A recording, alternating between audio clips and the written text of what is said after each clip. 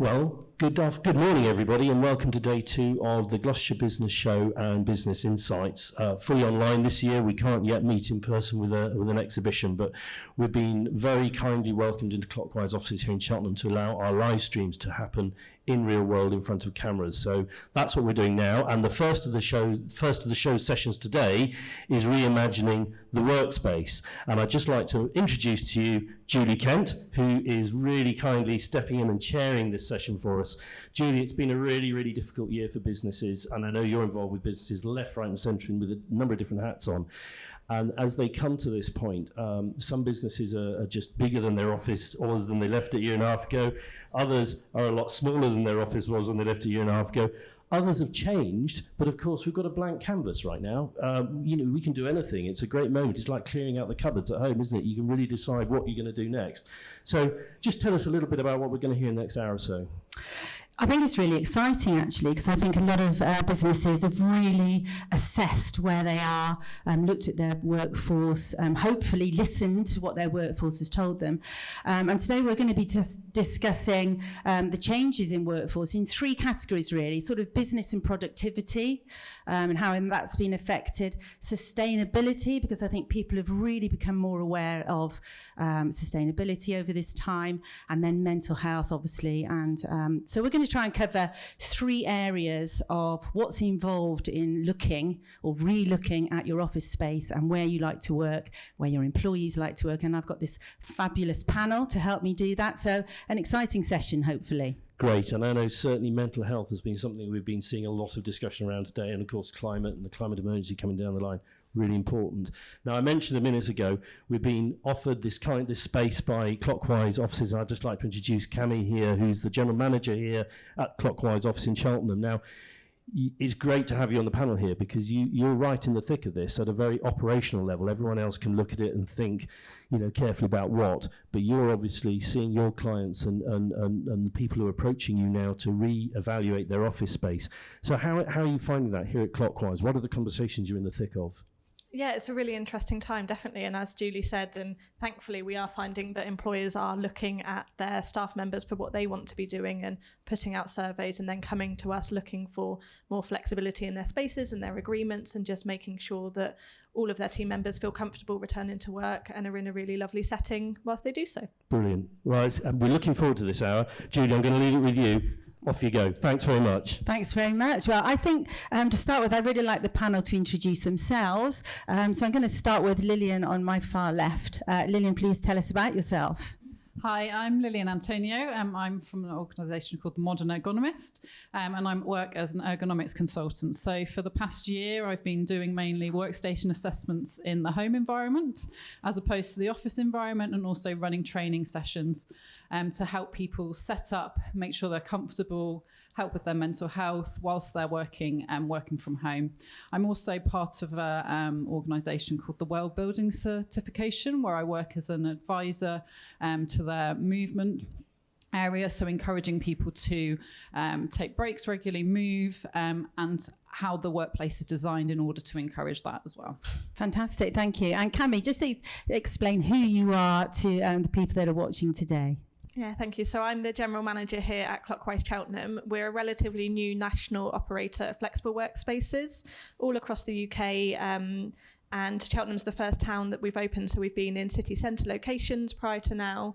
So a really exciting time for Cheltenham, but basically the premise is everything from hot desking, co-working to private offices of all different sizes on flexible rolling contracts, but in really beautiful settings, so really motivating for team members with breakout spaces and artwork and plants everywhere, so people get the best from their office space.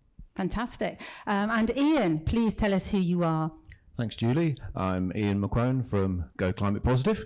We are a certification program, a carbon certification program for businesses, but we also help them to calculate their carbon footprint, create plans to reduce it, and then give them a certificate to kind of allow them to talk about what they're doing. So I'm also on the Cheltenham Economic Recovery Task Force. So that's all about helping businesses to come back stronger and better and greener. Super. And I'm hoping he's going to give us some statistics. We like statistics. And Kay, please tell us who you are. Hi, I'm Kay Hamblin from 8 Legal. We provide HR and employment law support to other businesses around the country, but mainly in Gloucestershire, and also consultancy services around developing people, resilience and organisational change and organisational culture. Great. So I think we should start off with looking at productivity and the actual business, how that has been affected in the last year. And actually, we don't have any of you that work for big companies, so it'll be interesting to hear your take on how the companies that you have been dealing with have coped with how they've been able to operate. So Lillian, tell us how it's been for the companies you've dealt with. To be honest, I think it's been a real mix, actually. And it's been interesting to see the different responses from different clients across the past year. 6 months ago, the conversation was probably very different to the conversations I'm having now. But I think, we've all been thrown into this situation where everybody's working from home. It's obviously very new to a lot of organisations, but it's also not new to some organisations as well. There are plenty of companies that were doing this before. But it's been interesting with, some of my clients that feel that they immediately want to go back into their offices. They want to adapt their offices, redesign them maybe with more collaborative spaces and social spaces, because I think that's become clear from the conversations I've been having, but also, the research that's been done that mental health is actually really where people are struggling, and having that area where you can connect socially is really important and something that people have really missed. In terms of the ergonomic side and the musculoskeletal disorders, for example, we've seen a big increase in that, and particularly actually with things like eye strain from doing Zoom conversations all day long without taking a break. And I think although companies are adapting to that and they're starting to schedule their time a little bit better, there's still an issue with this constantly screen time, which is causing people problems. Thanks. And how do you think it's affected how do you think it's affected the productivity of the companies that you've been in contact with, Cami? Yeah, we're really seeing it from the kind of ground up to the people that are choosing to come in now. We opened in November, so right in the midst of it, full lockdown. And those that couldn't work from home were working from here, as that was the option available to them. But now we're seeing a huge amount of companies come to us looking for bigger spaces for their teams, because they're finding the feedback is that people want to get back into the office, whether that's for productivity or for, as we kind of touched on, mental health or just being around co-workers. But it'll be really interesting to see the kind of statistics in the future of those that do come back to the office versus those that are fully working from home, from a productivity but also a creative side. So which creatives are getting better business and winning bids based on their productivity in an office and what you get from being around your colleagues. Yeah, maybe it's too early to tell yet, but what about the companies you've been dealing with, Ian? Well, there's a real mix, actually. Some run retail premises. Obviously, they've simply been closed, mostly. Some run online retail. So for those people running a warehouse who have to deal with products, they've obviously been going in. Everyone else has been working from home. I've got some clients who have moved to kind of different shift patterns so that they're minimizing contact with each other. So even when they have to go in the office, they're still minimizing what they can. And also, I meet a lot of small businesses as I network, and obviously a lot of them have been working from home. And I think productivity is an interesting one. I think personal productivity for many people, I think they've found has gone up because they're not spending time driving around. They're not, when they're sat at home, there's no distractions, they can crack on. But there's a certain amount of productivity, particularly I think where creativity is involved, where to be truly productive, you need to collaborate. And that, there are tools that have been generated to do that online, but, it's a challenge. So I think it's too simple to say productivity is up or down. I think you need to consider what type of work you're trying to do and understand what the most productive environment for that might be. And actually, for some, if we talk about productivity on a massive scale, say, I'm thinking of furniture actually, only because I've got a friend who's in the furniture business and they have not been able to get the tiny bit that goes on a sofa. You know, they can't get them into the country because for whatever reason. So their productivity obviously has been really down, whereas people who have been working at home are probably working longer hours in a lot of cases. So what do you think about the companies you've been dealing with then, Kay? We've had the full range from a diamond merchant who just shut down and furloughed everybody because they weren't essential diamonds to most people. We also work with quite a lot of vet practices. Now that's the opposite end of the spectrum. They've had to carry on, albeit in a very, very different working environment. So a lot of what we've seen is this combination of furloughing staff, other staff having to work harder and take up the slack, and the challenges of managing people who are doing very different things, and sometimes that causes quite a bit of conflict as well between, well, that's not fair, they're doing this and I'm doing that, and that can impact on productivity as well if people are feeling a bit disgruntled. I think on the whole, people have really stepped up and done their best in whatever environment they're in, but it's been very variable across our clients. Do you think there's been a little bit of, if I don't step up, if I haven't been furloughed and I need to step up, thinking ahead, what's going to happen in 8-10 months' time when the furloughing finishes, who's going to be made redundant, so you do want to sort of prove yourself that you will go the extra mile and maybe do someone else's job if they're furloughed. I mean, what do you think about that, Lillian?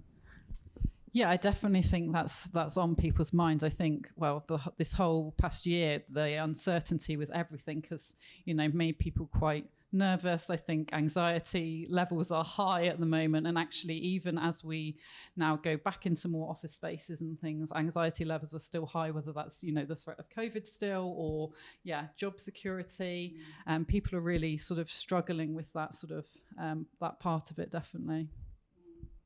And actually, I got a figure, which, I like figures. 1 in 4 employees in the UK said they would resign their current job if they were forced to return to the office, according to research. And my information, by the way, is from the Institute of Chartered Accountants in England and Wales. So my figures, But also UK employees were found to be the most reluctant to return to work, compared with 59% in Europe. So according to these figures, people are not keen to get back to the office. They've sort of settled into a nice sort of, they got it set up at home. Some of them have got a shoffice put up in their garden, so it's quite easy for them. So, Cami, you're hoping that everyone desperately wants to come back to offices, aren't you? In some way or another, yeah. And I do wonder how those statistics change going forward with town centres opening up. I think it's a huge thing of the after work culture, but also there's got to be a time out of spending all of your time at home 5 days a week working and then all of your spare time there as well. I think it will be changing. I hope it will be changing. I think the company culture is really important when you're in a physical space. I think you can't compare that to a Zoom call, albeit do your pub quizzes on the Zoom call is totally different to being around other people. And I think a flexible approach, so maybe you're not in the office 5 days a week going forward, but you do have a space to go to if you want, or rota systems is something we're seeing. So bigger businesses are taking small spaces and asking their team members how often they'd like to come in. I'd really like to see more of that, more flexibility around individuals' needs in businesses. And have you seen, Ian, the companies you deal with, if they had problems with their employees, if they were, as it's gradually opened up a bit and people can go in, even though the desks are spaced out, have you heard that the companies have said people still are reluctant to come into their offices? The main area I've heard that, to be honest, is in the hospitality area, and where a lot of people have been on furlough, and then when it's been time to come back, it's been, well, actually, I'm maybe not so keen. And I know has some hotels and so on that have had people resigning very close to opening even in the last couple of weeks, which obviously is a tremendous challenge. So I think that's probably the main area where most of the business owners I know have been very sensitive to what their employees are doing and saying. Coming back to one of your earlier questions, I know some business owners who've stepped up and put in more hours than they would because they've either got people on furlough or they're trying to keep them out of the office. So, yeah, Have you had any cases that have come to you in your at 8 Legal about, people that are questioning what they're being asked to do? Will it be those sort of things will come to you, won't they? Yeah, and across the board, actually, I think there's been an increase in cases that are ending up going to tribunal, although there's massive delays on that anyway.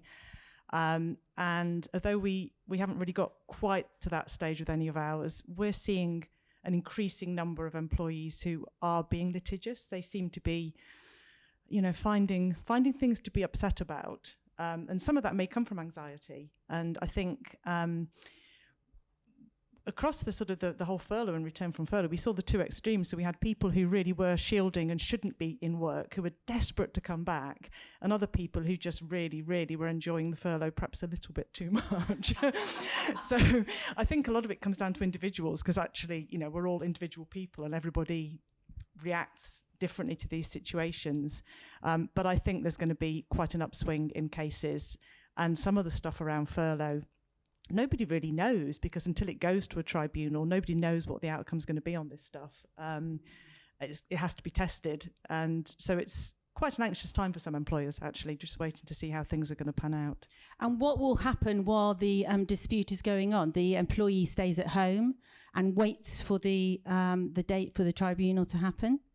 That really depends on the case. So it can be anything from the fact that they've either resigned or even been dismissed and are waiting for a long time, or sometimes if there's been a major incident in the workplace, then they might be suspended. But yeah, on the whole, it's a waiting game. I mean, before it gets to a tribunal, there's always this conciliation process that ACAS get involved with. So most things you hope will get sorted out there, because really, if you go to a tribunal as an employer to defend a case, even if you win, it costs you a lot of money and immense stress. So I think, there's mileage, even if you feel you're in the right sometimes, to go through that conciliation process and find an agreement that everybody can live with. Maybe not be happy with, but can live with. So sort of the final bit about productivity, really. I'm going to chuck another figure at you. More than a third of UK respondents said they felt less productive when they were not physically in the same place as their colleagues.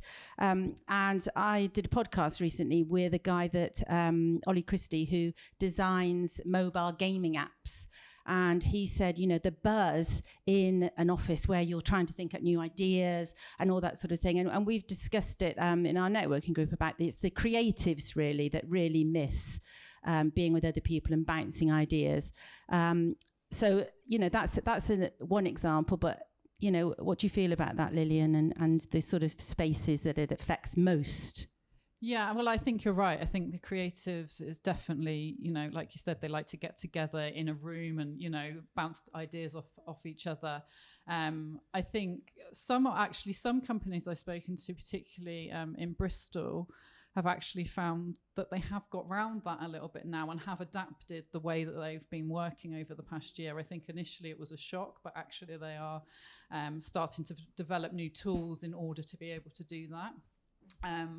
But yeah, I mean, I think not being physically together, you don't bump into somebody when you're going to have a coffee. You're not, you're not having those incidental meetings. Even, simple things like actually going to a meeting room to have a meeting and then maybe having a chat with somebody outside. That's actually a big part of your day that you don't have, because now you need to schedule a Zoom call to have, a simple conversation with somebody. So I definitely think that whole social interaction thing is so huge. And I think that's where the sort of workplace design elements come into it. And that's how we need to change some of the offices to create those spaces to encourage that sort of behaviour.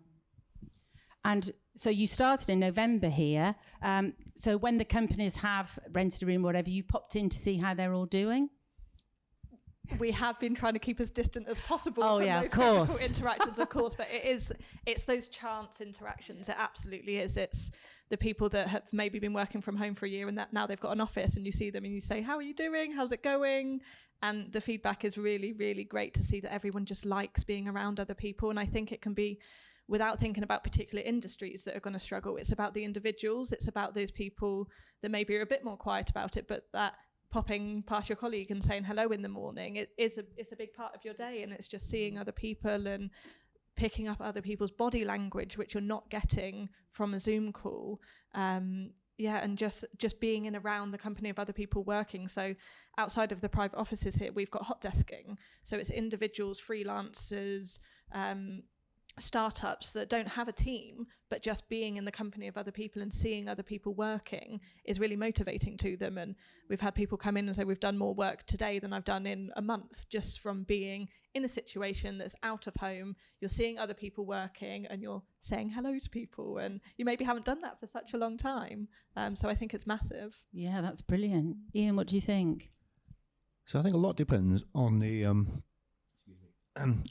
environment that you've got at home. So I'm fortunate I have a home office at the bottom of my garden. And so just that small walk from the house to the bottom of the garden. It's a shoffice. Yeah. It actually started out as a music practice room, but it's now my home office. That feels like going to work. And so actually when I get there, I'm in that work mode and I'm very, very productive. I'm also a natural introvert. And I think that personality trait helps in that I quite like sitting on my own all day, working and cracking on with things. But I also know, people have had some really tough working environments at home. You see people trying to have a meeting sitting on a bed. We've obviously, early on in lockdown, we had homeschooling going on. And, when you've got kids around, that must have been absolute hell. So that environment makes a massive, massive difference, I think. And you've been working at home. The whole team at 8 Legal have been working at home. So you've just all carried on as normal? Yeah, pretty much. We're a very small team. We've got people who are associates who don't work with us directly, but yeah, so it's not affected us greatly. I think what Liam was saying, we talk about it affecting creatives, but I think all industries need those little sparks of creativity, and I think whatever your sector is, not having that those chance encounters, I think you're absolutely right. That's when little sparks happen and people come up with things that they wouldn't otherwise have thought of. And they're never going to call a meeting about it.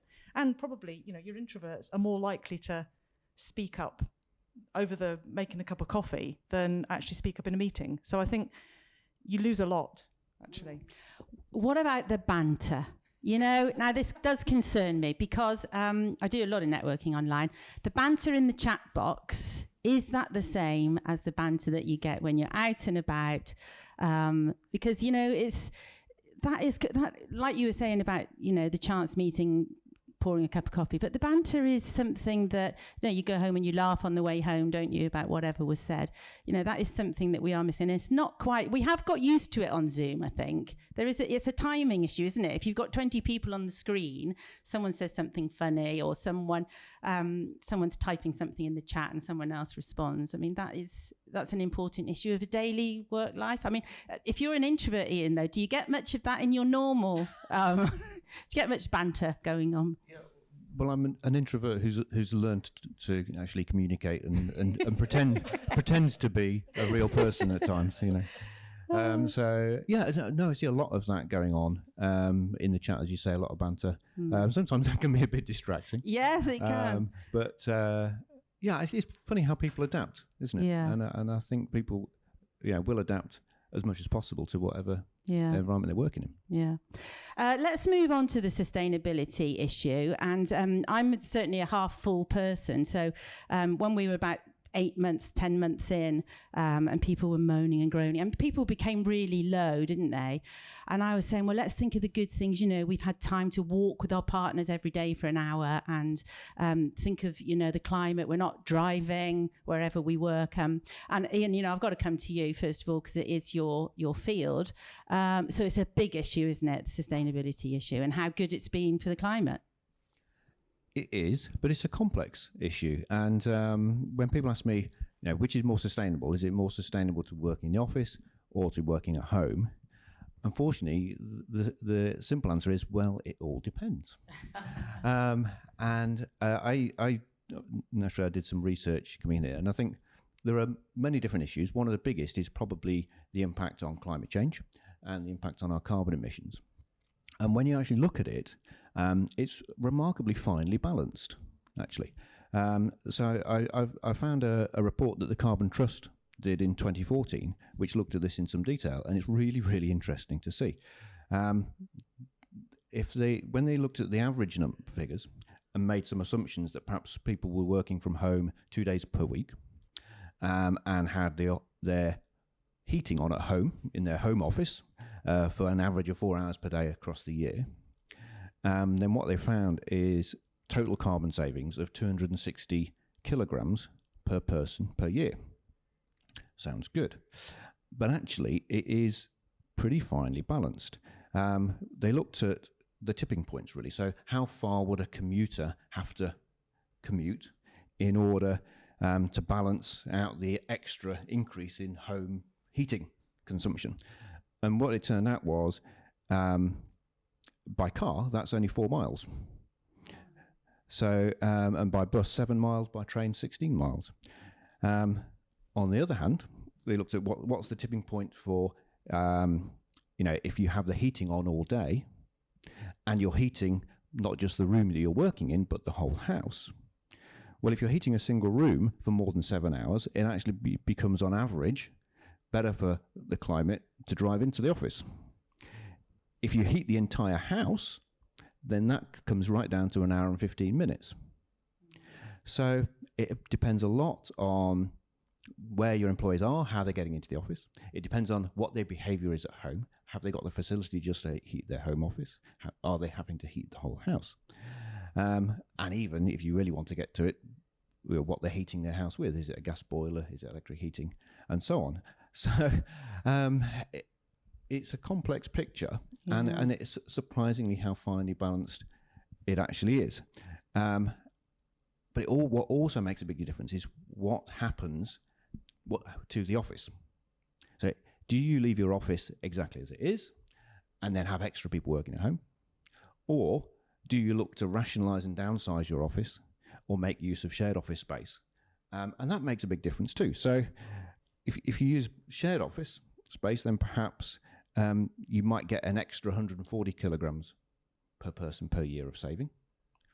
I promise I haven't been told by Cammy to say that. That's good. That sounds good. And the Carbon Trust also looked at, well, if you rationalised your office space, say by 15%, by having flexible working, you don't need so big, you might get an additional 270 kilograms. So it needs some careful thought, and you actually need to look at your own individual circumstances, actually, to answer the question. So way more complicated. Yes. I was just going to ask, those figures like 140, 270 kilograms of carbon, what is that as a percentage of somebody's general carbon consumption? So is that a significant chunk?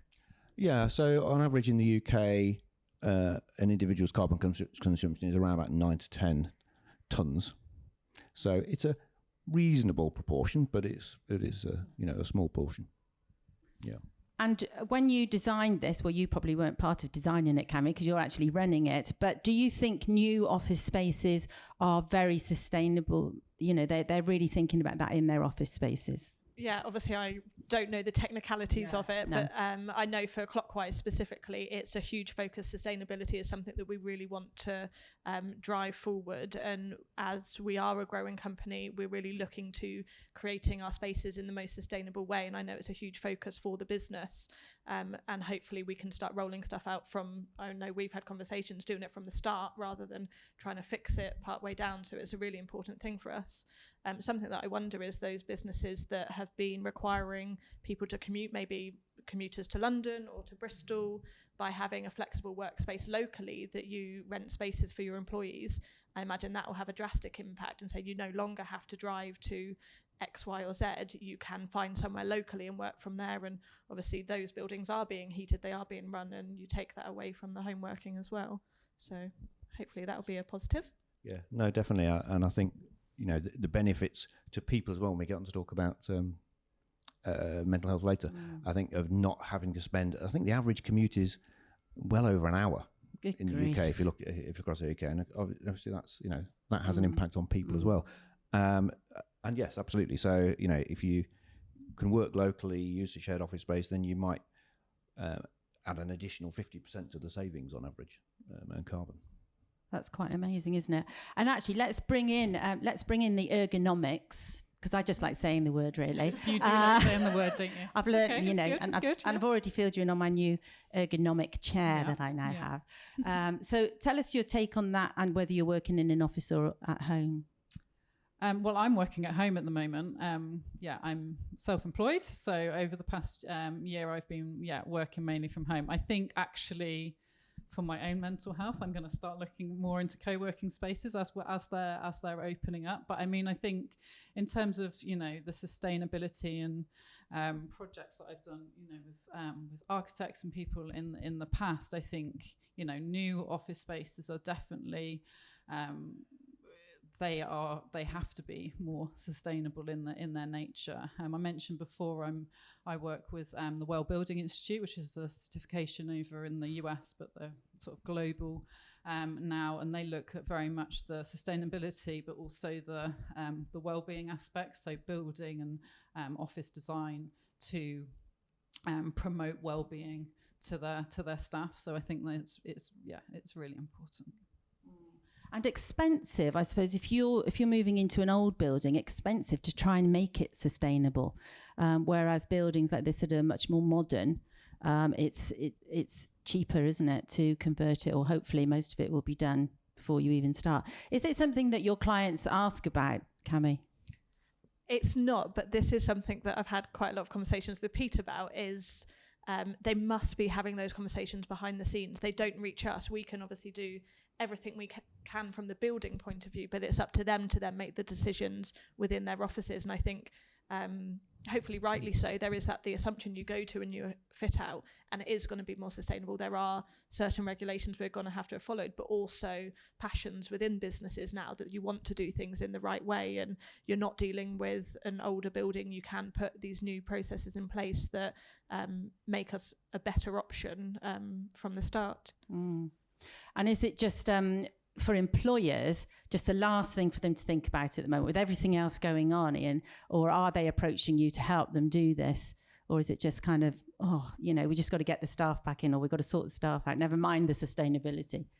I've been really pleasantly surprised, actually, by how engaged employers are in being more sustainable, even at this time.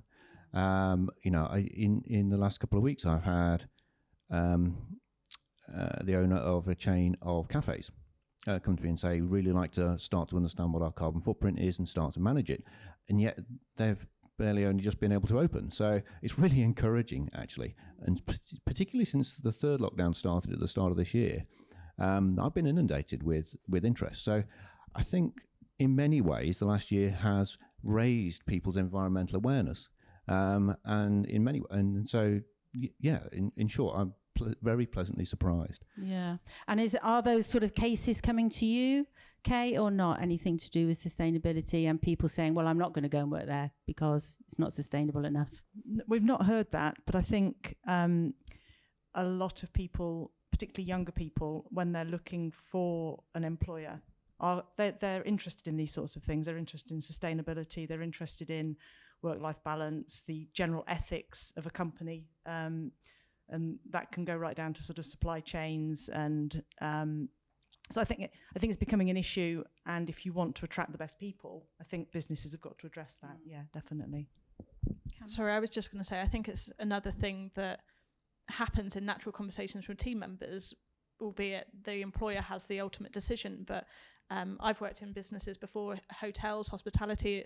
It's a really hard thing and a minefield to know where to start there. And I think that's the conversation when you're with your co-workers and you say, could we be doing more as a business? Shall we put this forward to our employer to put these steps in place? And I don't know who's having that conversation on a video call because you're not thinking about your office and your footprint there, are you? But I think that's another thing that having your co-workers together will benefit from. Yeah. And interesting that you say an average commute is over an hour. So if you think of all the petrol involved, or I suppose you could be travelling by train, but also I think a lot of people that have networked a lot or have a lot of meetings, and they would go to London for a meeting or whatever. Now that you can almost do back-to-back meetings all day, productivity-wise, it's got to be better for the company. So you're sort of, your productivity is better and you're not travelling as much. So that has got to be a plus. But then that's, you would hope, Cameron, that they're going to do it here, wouldn't you? Lillian, what do you think? That is, it's a win-win?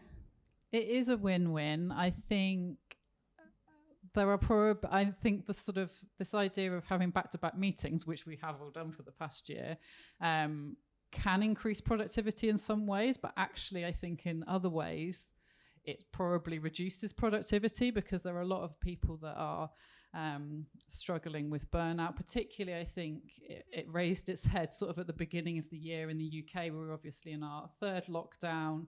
It was dark, it's the winter time, and everybody was at home. And I think that people really started to feel the effects. So I wonder what productivity was actually like during that time.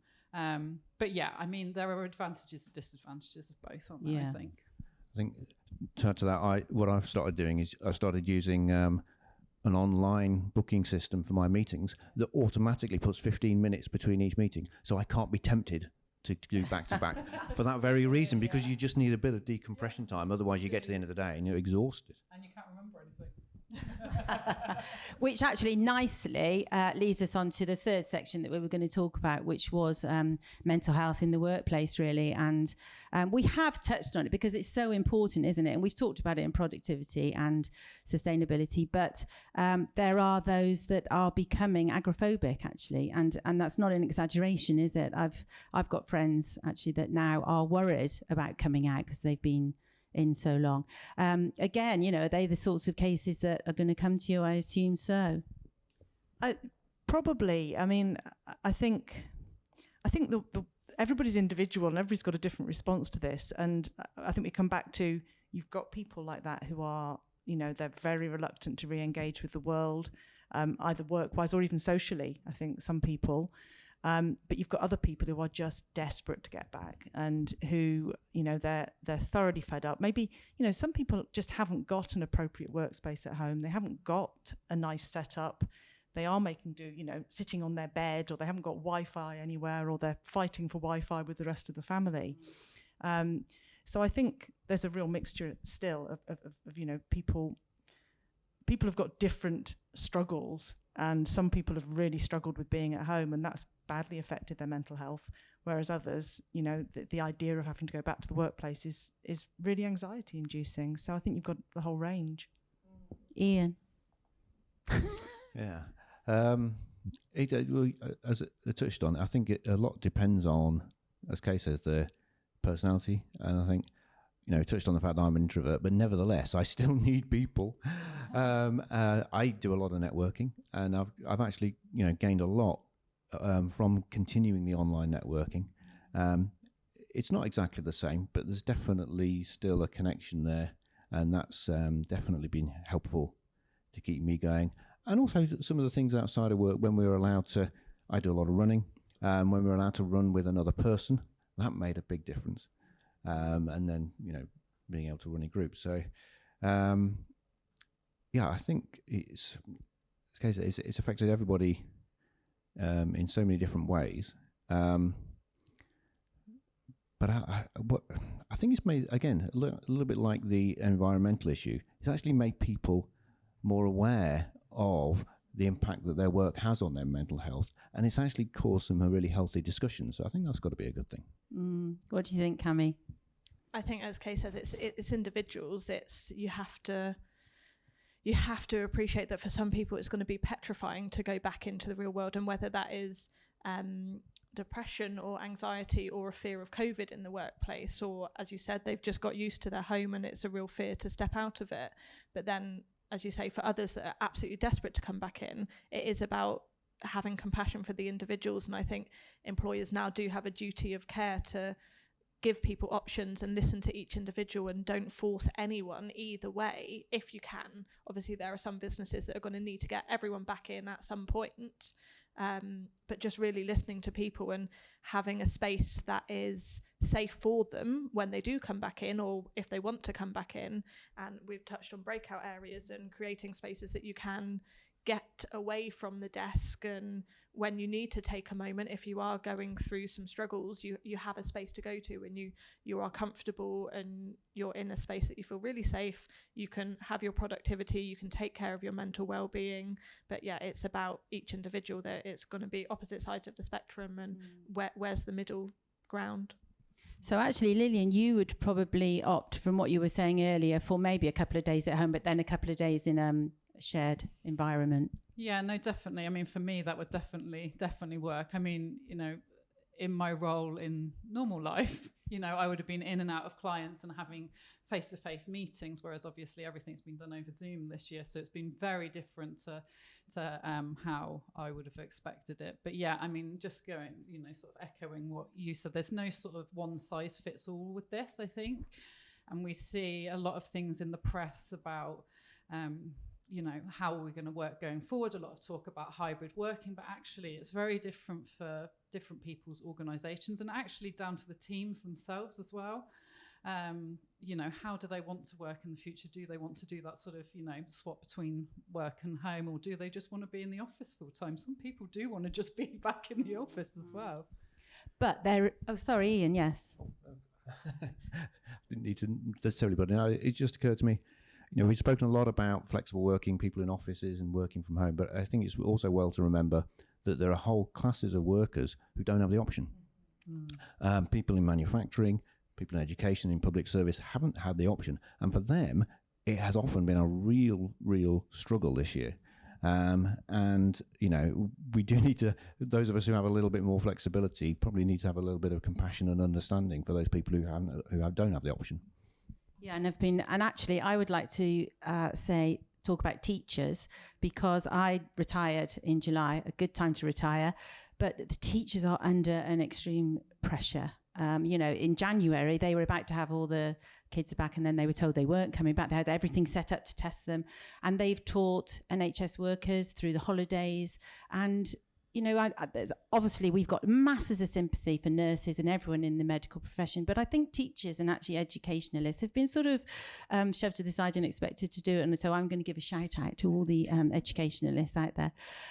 So what do we think? Because I was in Eagle Tower the other day, and I was thinking, this is a massive building with lots of offices, and I'm pretty sure some are going to be vacated. What is going to happen to all the office space that could become available?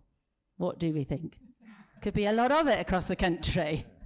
Well, I hope the first thing is that whilst it's not being used, they turned off the heating and all the lights. Absolutely. Lights off and heating off. You know, will it all be turned into flats, accommodation? You know, what's going to happen to it all? I don't know. We know there's a lot more flexible workspaces coming to Cheltenham shortly, and everywhere. So there's obviously always going to be that opportunity. We know Cheltenham's a really growing town, and there's lots of businesses will be moving to Cheltenham. So maybe it's going to be more competition. Maybe it's going to be flats. Yeah, and actually with the cyber park coming between Gloucester and Cheltenham, you know, there's going to be hundreds of thousands of jobs, aren't there? And also talking about mental health, and when we started the pandemic and we started all these networking things, I was thinking, what about online dating was my thought. And can you feel a chemistry, I was thinking, online? And then I've made so many friends since last March that I never knew before networking. And I thought, yeah, you can feel a chemistry even on a Zoom call, can't you? Kay, what do you think? How many friends have you made during lockdown on networking calls on Zoom? I don't think I've made any really, really close friends that way, but I have met people for the first time on Zoom who I will now meet in person, and then you see where the relationships go. I imagine romantically it's perhaps even harder. I don't know. Maybe not. I know that the Guardian took their blind date online, didn't they? and I think there were a lot of people there who were sort of, you know, chomping at the bit to meet each other in real life afterwards. So maybe it could work. I don't know. I've not tried that one. Yeah, let's not underestimate the business of online dating, because it's big. My friends tell me. And Ian, you must have met quite a few people online that do you feel you've sort of connected with in some way, business-wise or socially, or whatever. Yeah, no, definitely. I mean, I met hundreds of people. I do a lot of online networking. And definitely I've met quite a few that you think, yes, we share some values, we share a connection.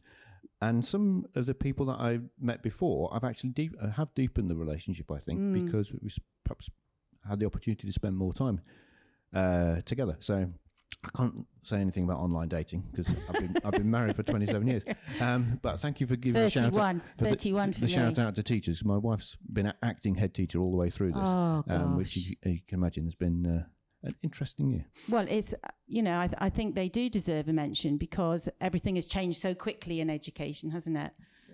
So they definitely need a shout out. Cami, what do you think? If we had anyone in here online dating on their laptops while they've been here? Not that I'm aware of, but I'm sure there's probably potential. But online dating's been around for far longer than the pandemic has, hasn't it? And it was always successful then anyway. But yeah, in terms of networking and meeting people, when I did my whole interview onboarding for Clockwise all virtually, so I didn't meet a colleague for 2 months. It was all Zoom meetings, and that made it so much easier. When I met people, I already had lots of conversations with them. My colleague Verity, who works here, we onboarded together but didn't meet each other for such a long time. But I think it breaks down those barriers. And for networking as well, I used to hate walking into a room, having a cup of coffee and saying, "Hi, my name's Cami." And I think that online it breaks down that anxiety for it. So then when you do meet people, we've spoken on so many networking events, and it breaks down that thing, and you feel like you already know people, you have that introduction, and that can build a much stronger relationship than maybe the introverts in the corner that don't really know how to approach it in person. All for the online. Not dating either. Lillian, you don't have to comment on dating. But do I need to comment on dating? Probably No. But yeah, I mean, I think, I'm part of 3 or 4 networking groups that I was reflecting on this the other day, actually. Would I be part of those groups if we hadn't have been in a pandemic and, I'd met people online? Would I have, joined these groups or even met these people? I think, although, the pandemic's been awful, but it has given opportunity, I think, to the whole networking thing. I think, like Ian said before, it is actually some ways much easier to do it through Zoom and, to connect with people, start the conversation, and then hopefully, you'll meet them in real life one day. And without the travelling. You don't have to take time out of your day to go to a networking event. If you've got time, you log on and you're there. Yeah, that's very true, Yeah. I mean, I think it's an interesting mix, isn't it? Because I think you can really have good conversations one-to-one on Zoom. It can be difficult if you've got a big group of people. And, I do some work with the university, and they had a sort of social, and so, you should come along and introduce yourself.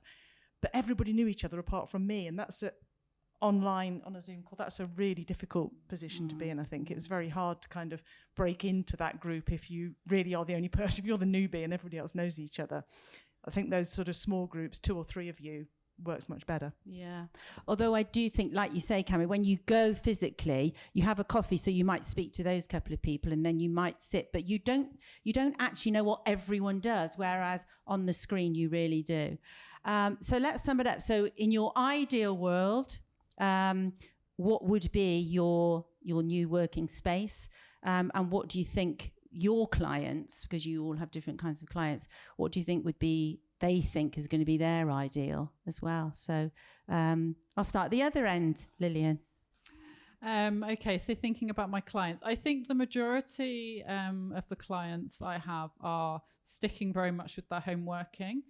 They're reviewing what they're doing with their office space. I think a lot of people haven't made a decision on what they're doing with their office space at the moment. I think people are sort of holding back a little bit with that. But I think, the home working, this idea of hybrid working is coming. I think co-working spaces are so important. And, to your point before about what we're going to do with all this empty space, I think a lot of it will be sort of opened up to co-working because it gives organisations a lot of opportunity in the local area to provide office space and still that whole sort of team environment which everybody is craving. So I think, it's going to be a real mixture of things, but I'm hoping we're not just going to go back to the old normal and everybody back in the office and 9 to 5, I think it needs to adapt and change. Cami, we probably know your answer. I'm incredibly biased, but it's a new industry for me, totally. So I can see it from my previous positions as well. And obviously everyone that we're speaking to, and I do think that a space like this, not only from the design aspect, which is really enriching to your well-being and great for your sense of community and that kind of thing, but it's also about, you don't have to make a decision just yet. Something like this, it's flexible, it's monthly. You give your staff an option, the ones that need to get back straight away, and then you have the flexibility to grow, downsize, change. There's no commitment there. So I appreciate the kind of traditional leasing model of offices is signing up to a 10-year lease at the moment is so intimidating. Yeah, I don't know who can make that decision. So even if it's the interim and providing your employees with an option of somewhere to work in a really lovely environment that they get to meet other people, and you have that banter at the tea point where you're making a cup of coffee, or coming and sitting on the sofa and just being around other people, but also a really productive space in your office to work from. And as I said, if more people want to come back into the office, you have the option to grow. If people are uncomfortable, you can downsize. And I think just a really safe, lovely space to come and work, really cool, really trendy, which always helps, it is a really good option, and as safe as possible environment. You have options, and you have cleaning in place and all of that, that we'll try and make it as less intimidating as possible to return to work. And for anyone footing the bill, you have the flexibility, and you don't have to be spending over what you need to at that point. And you can't have that with traditional leasing. If you're now making a decision of what do you do with the office, how can you commit to a certain space for that huge amount of time when you don't know what your business is going to be doing in 6 months, a year, or 3 years? Start slow and figure it out as it happens. And we know you won't be moving out of your office, Ian, but what about your clients? What do you think they're thinking? So, well, a lot of my clients, have premises, manufacturing premises or warehouses that they've got to work anyway. So I think, and I have no connection to Clockwise or any other co-working It's space, behind you. but I do think, I hope that these kind of co-working spaces actually have become a really important part of the future, because when I worked in the past, I worked for large businesses in Cheltenham, and a lot of people lived in Bristol, in Worcester, driving down every day, or vice versa. And a lot of people live in Cheltenham, Gloucester, work in Bristol, and actually both for their mental health, but also for the climate, the opportunity to work locally some days a week, even if you don't have space at home, I think is going to be a really important part of the future. Yeah, be great. And lastly, Kay. Yeah, most of our clients actually are in sectors where they need to be in their premises and will be going back to their premises if they've ever left. A lot of them haven't ever left. I think one of the interesting questions, it's probably for another day, is whether this flexibility will extend to working hours and making working practices more family friendly rather than just workspaces. And I think it is a whole nother question, but it's a huge opportunity while businesses are rethinking this stuff to look at the bigger picture and see how they can make their working practices more inclusive as well as their workspaces. And Lily, I was just going to say, PwC have announced that they are working more flexibly in that way, so people can work where they want and they can work when they want as well. So it'll be really interesting to see how that sort of organisation manages that sort of change. Because I think for a lot of big companies, it's not actually the employees who are making these decisions. They're not getting that choice. It is, we're going to save a shed load of cash by not going back to the office. You're all working from home from now on, and that doesn't suit everybody, as we've said. So I think it would be interesting to see how much employee input there is in this and how much say they get in it, I think. And especially people with young families who would want to spend some time with their children, but also then could work in the evening. And so it's, as you say, a whole new... The whole process, the whole pandemic has made everything rethinkable, hasn't it, really? And we hope you've enjoyed our discussion today. We think we've covered most areas, and we hope you've enjoyed it. And we'll see you next year for... Maybe we could come back next year and see what has happened in a year. When the Gloucester Business Show is on next year, what has actually changed? What have big employers done? Where are we? Are we still in our gardens? But we hope you've enjoyed our chat today. Thank you.